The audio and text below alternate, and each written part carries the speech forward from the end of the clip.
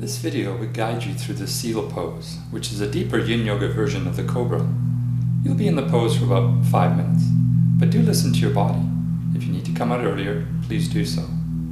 To learn about how to do the seal in detail, and to learn about the benefits and the contraindications to this pose, please view the Sphinx and the Seal Explained at yinyoga.com.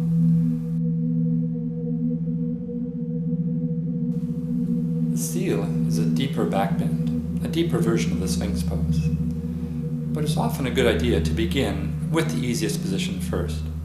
So come into the Sphinx. Just come onto your stomach, clasp your elbows, move the arms a little bit out in front of you. Just find that first edge where you feel some compression in the lower back. If you feel you can go a little bit further right away, you can rest your elbows onto a bolster, lift your chest up a bit higher, create a bit more compression to the lower back. But as always, we want to play this in stages, just feeling the edge and waiting for the edge to recede before we go deeper.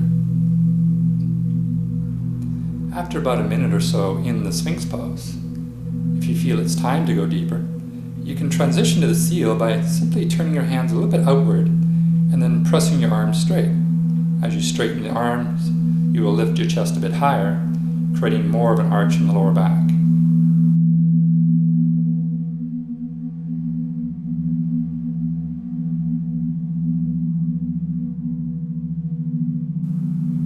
Hang out here.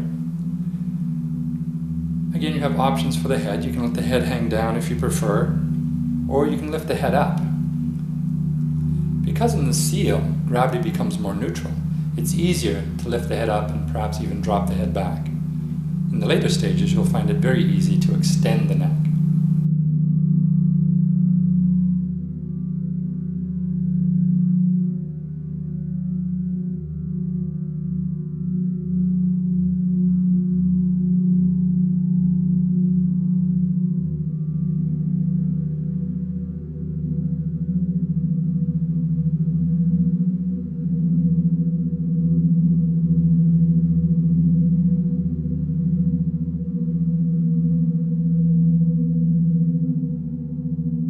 No need to worry about what you do with your shoulders in the seal pose. You can have the shoulders up by the ears, you can draw them down if you prefer.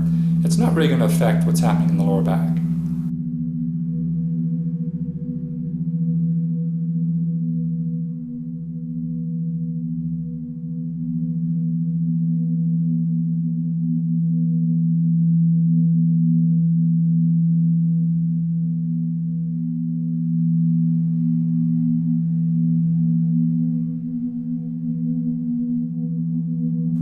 When the body opens up a bit more, you can try to find your next edge by moving the hands a little bit closer inward. Again, the closer you bring the hands, the more the chest will rise, the deeper the sensation through the spine.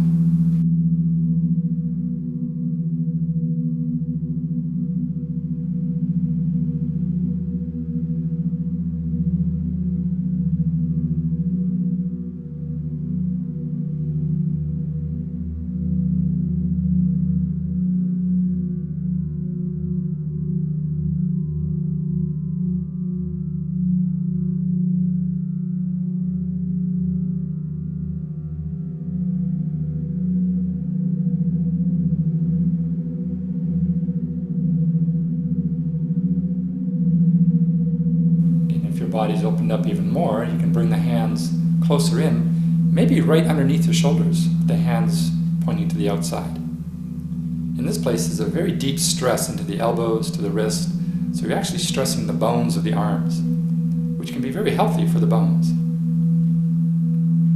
Again, the targeted area that we're working towards here is the spine, especially the lower back.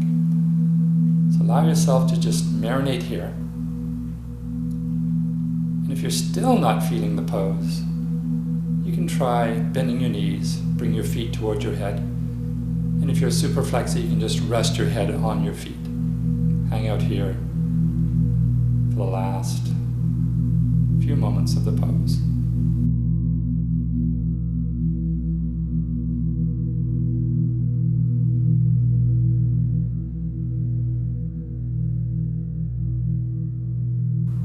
Out of the pose, we slowly start to come forward.